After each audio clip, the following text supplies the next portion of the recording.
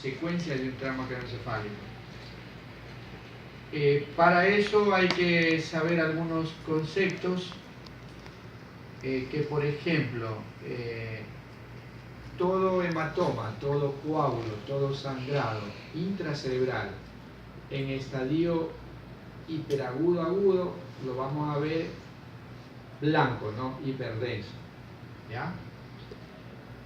La densidad depende mucho, como tienen ahí el cuadrito, depende de muchos factores, pero entre los más importantes están ahí, del tiempo de la evolución del coágulo, ¿ya? La otra es de la lisis del coágulo, y claro, dependiendo del tiempo de evolución del coágulo, vamos a tener los productos de degradación de la hemoglobina, ¿no es cierto? Ya, otro tema que se maneja también es la concentración del hematócrito. Por ejemplo, un paciente anémico no va a tener la misma densidad del hematoma, por ejemplo, por decir algo, ¿no? Un hematoma hiperagudo no va a ser la misma densidad que de un paciente que no tenga anemia, que tenga una buena concentración de hemoglobina y hematócrito, ¿no? Entonces depende mucho de estos factores, ¿ya? Y sobre todo del primero, ¿no? Del tiempo de la evolución del coágulo, del hematoma. Por ahí les puse un cuadrito que no es complicado, anótenlo como yo tengo así en una pollita, en una hojita, y cuando se olviden, uno va en la mente recordando, y cuando uno se olvida, sacan la papelito y te memorizan, ¿no? Algo clave, por ejemplo, acá en T1, T2, ¿cómo lo ves los hematomas hiperagudos? Mira el tiempo de evolución, menos, realmente el hiperagudo aquí está mal, ¿no? Bueno, no está mal, sino que sería menos de 4 horas, 6 horas hiperagudo. Ya, el hiperagudo se lo ve, esto es para resonancia, se lo ve oscuro brillante, teniendo en cuenta que lo oscuro puede ser isointenso o hipointenso, ¿ya? Entonces, hiperagudo, oscuro, brillante. En agudo, oscuro, oscuro. En el subagudo precoz, brillante, oscuro. En el subagudo tardío, brillante, brillante. Y acá, oscuro, oscuro otra vez, negro, negro, ¿no? En el crónico. Todo esto depende, fíjate, del producto de la degradación de la hemoglobina. Como ustedes saben, cuando un vaso se rompe reciente, todavía está como oxihemoglobina, ¿verdad?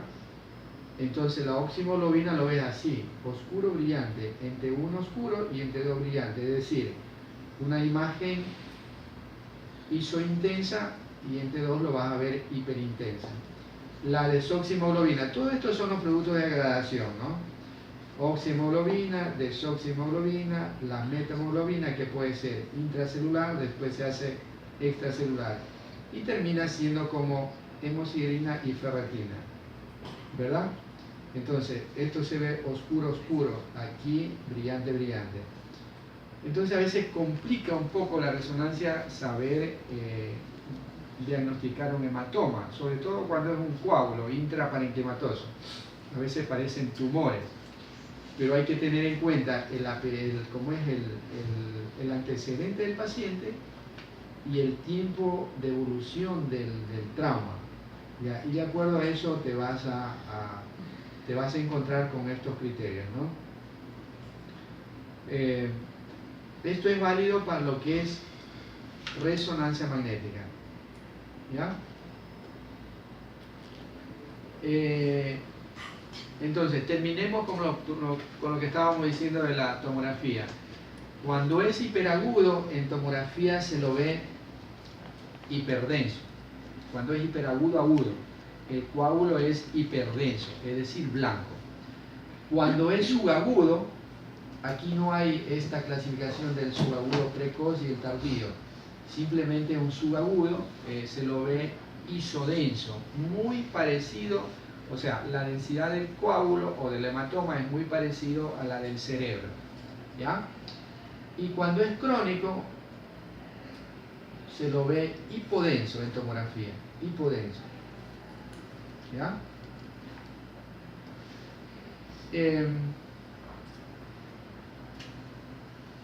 En trauma craneoencefálico hay una clasificación, bueno, hay varias clasificaciones, ¿no? Pero a mí me gusta esta, como lo clasifican como primarias y secundarias, y se podría ponerlo ahí como complicaciones del trauma craneoencefálico. Entre las primarias tenemos todos estos, esta lista de complicaciones, como son los hematomas, las fracturas,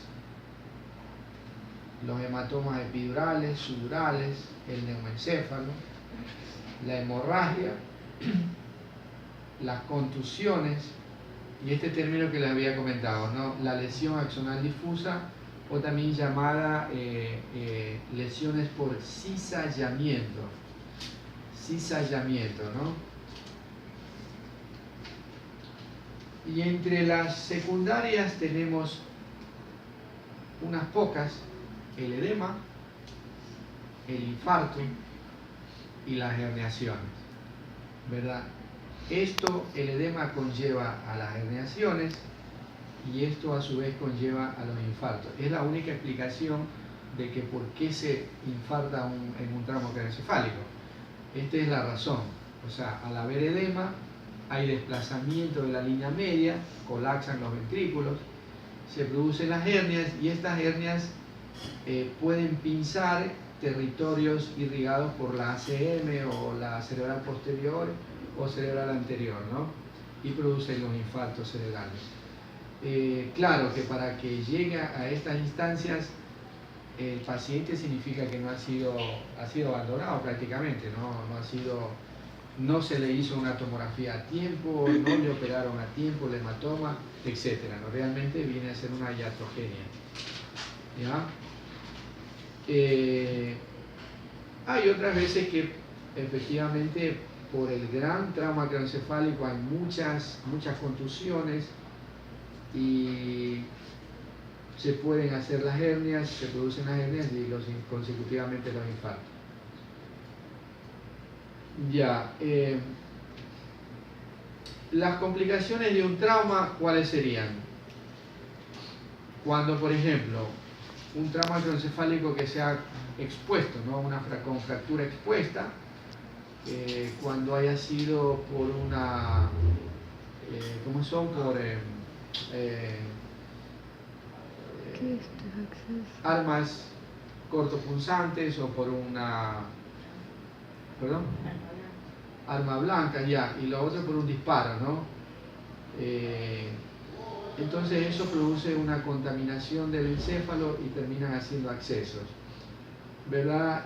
Otra de las complicaciones cuando hay sangrado intraventricular o subaranoideo son las hidrocefalias, ¿verdad? Los aneurismas postraumáticos y también las fístulas arteriovenosas. Lo más frecuente es esto, ¿no? Hidrocefalias, accesos. Aneurismas también se ve, he visto muchos aneurismas postraumáticos. Ya, vamos a reconocer cómo se ve un hematoma epidural. Hiperagudo, agudo. Todo esto pueden ser agudos, hiperagudos, subagudos o crónicos, ¿verdad? Dependiendo del tiempo de evolución del coágulo, insisto. Ahora, claro que un hematoma epidural o un sudural por lo general nunca va a llegar a ser subagudo o crónico, ¿no? Porque estos son quirúrgicos de entrada, ¿verdad? ¿Cómo lo ves un hematoma epidural hiperagudo agudo? La forma del hematoma, ¿verdad? La forma es importante. Biconvexa. Bueno, la parte anatómica ustedes ya lo saben cómo está el espacio epidural donde se encuentra localizado, ¿no? Entre el hueso y la dura madre. Por lo tanto, el hematoma será en este espacio, ¿verdad? Las localizaciones más frecuentes, ahí lo tienes: frontal, temporal, parietal, occipital, ¿no? Se ven todos los lóbulos. poco común en la fosa posterior.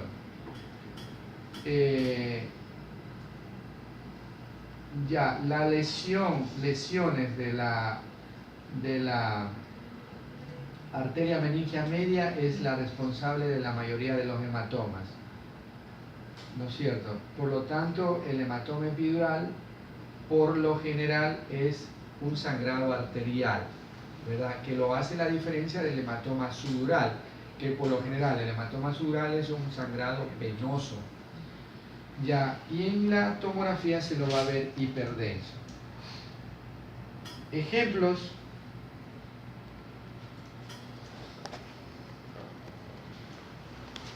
Ya los muestro el resto, ¿no? Mira.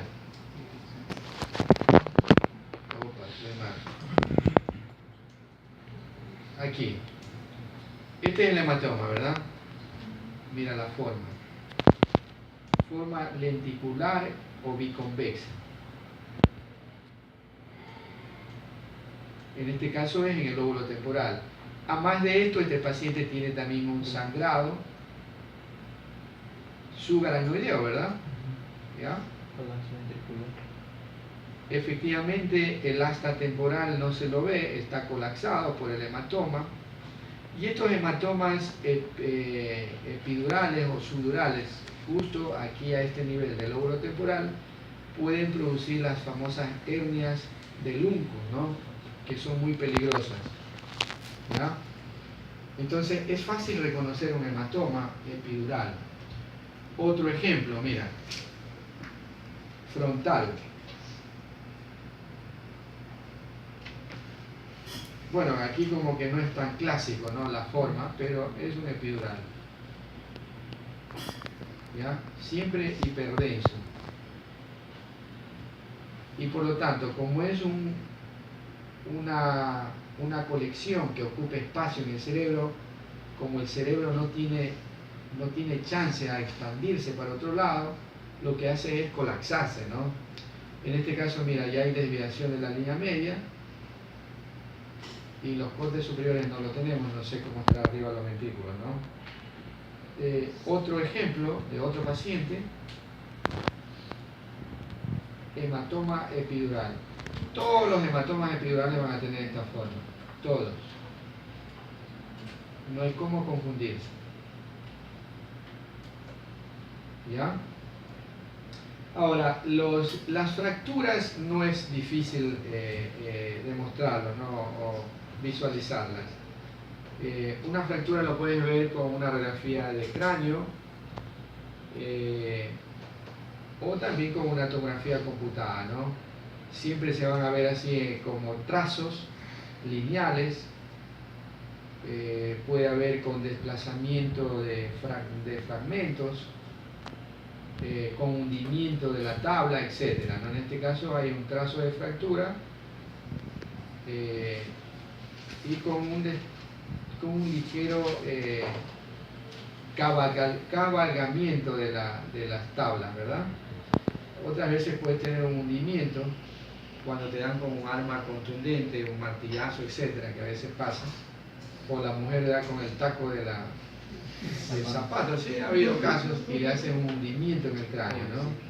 Entonces una fractura no es fácil reconocerlo. Siempre la fractura, el borde de la fractura va a ser liso, ¿no? A diferencia del borde de una sutura, fíjate, ¿no? El borde de una sutura, porque a veces se puede prestar a confusión, especialmente en los pacientes jóvenes, las suturas con un trazo de fractura. Siempre la sutura tiene el signo del diente, ¿no? Como diente de sierra, ¿ya? Y acá en el trazo de fractura no se ve ese dato. Ya, ahora, el otro hematoma, consecuencia del trauma craneoencefálico, son los subdurales. Ya, cambia algunas cositas, la forma va a ser en semiluna. Lógicamente el espacio subdural queda entre la dura y la aracnoides, por lo tanto va a ser a ese nivel donde se localiza, donde se acumula la sangre. por lo general es un sangrado venoso.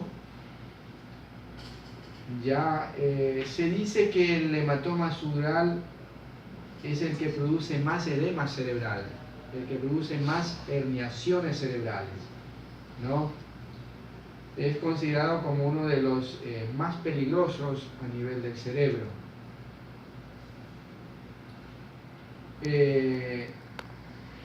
Y es la lesión más frecuente en el trauma craneoencefálico como lesión extraaxial. El término extraaxial o intraaxial significa lo siguiente: el extraaxial está localizado, se refiere a los espacios, ¿no? Al epidural, al subaracnoideo o al subdural. Cuando una lesión se localiza en estos espacios, se va a llamar extraaxial. Por ejemplo, si hablamos de un tumor, el meningioma es un tumor extraaxial, ¿ya? Y las lesiones intraaxiales son las que están dentro, las que comprometen al parénquima propiamente, al parénquima cerebral, ¿verdad? Ya, entonces ya hemos visto fracturas. A veces podemos tener fracturas complejas, ¿no? Por ahí hay una clasificación que habla de las fracturas de Lefort, ¿ya? Lefort 1, Lefort 2, Lefort 3, ¿no? Entonces eso, apréndanse, ¿no? Para reconocerlo. El Lefort 1 es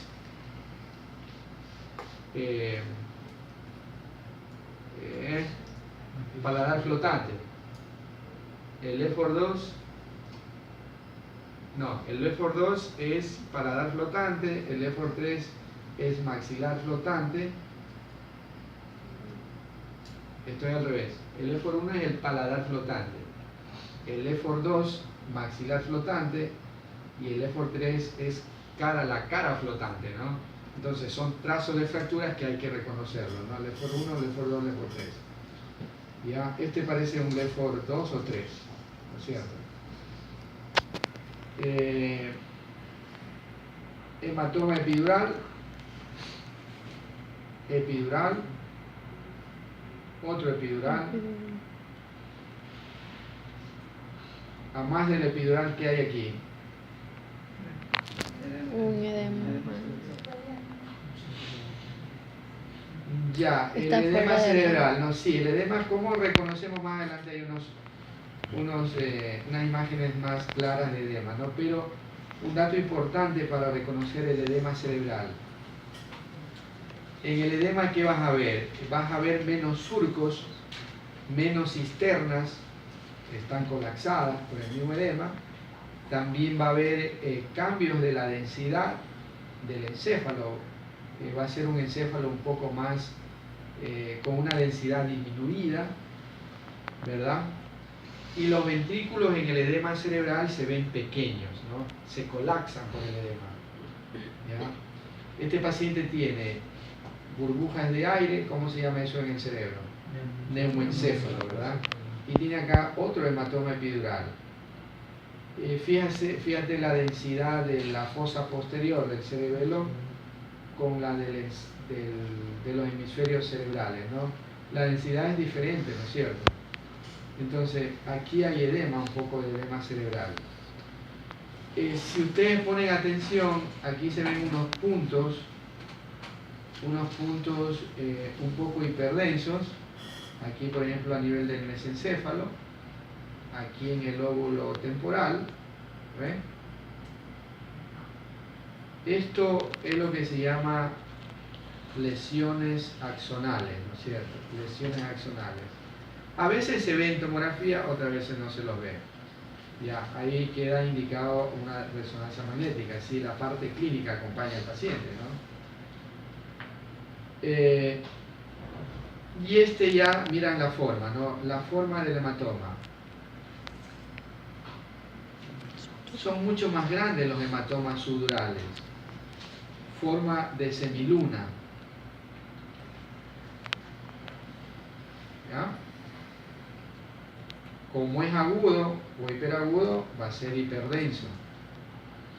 Si fuera un subagudo, va a ser isodenso, ¿no?